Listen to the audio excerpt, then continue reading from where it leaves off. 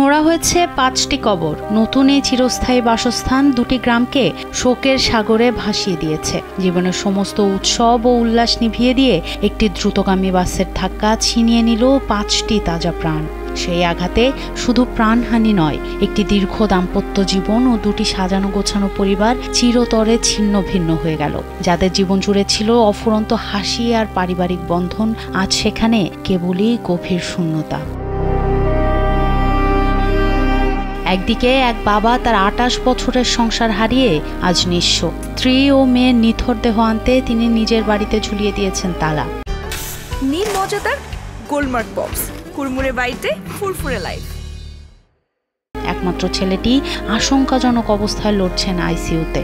সেই বাবার পৃথিবী এখন কেবল শূন্য ভিটে আর নিদারুণ হাহাকার।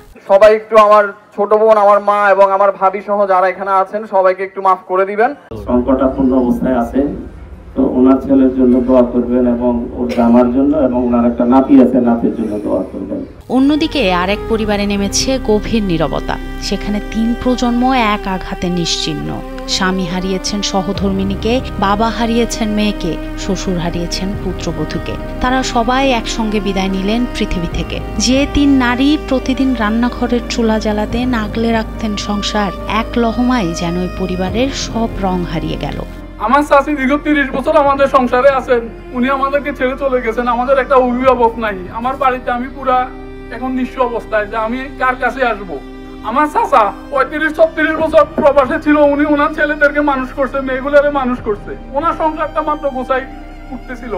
আল্লাহর খুশি, আল্লাহ যেন তাদেরকে ব্যস্ত নসিব করে। সর্বশেষ আমার যে ছোট ভাইটা এবং আমার ভাগিনাটা হসপিটালে আছে, তাদের জন্য আপনারা দোয়া করবেন। আল্লাহ যেন তাদেরকে আমাদেরকে ভিক্ষা দেয়, দেশটা যেন টিকে থাকে।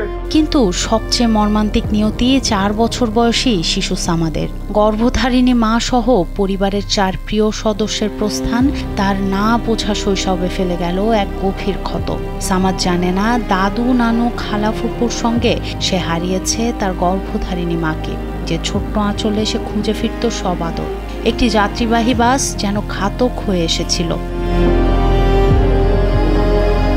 বুধবার ভোরে চট্টগ্রামের চকরিয়ায় ফাঁসিয়াখালীর ঢালা এলাকায় সেই মর্মান্তিক সংঘর্ষের পর শোকার্ত দুটি পরিবার দাফনের কাজ সম্পন্ন করে। বৃহস্পতিবার সকালে ৫টি কবরে ৫ জনকে দাফন করা হয়। ৫টি কবরে শুয়ে থাকা ৫ জনের সঙ্গে যেন চিরতরে ঘুমিয়ে গেল দুটি পরিবারের সব আশা, স্বপ্ন আর ভবিষ্যতের গল্প।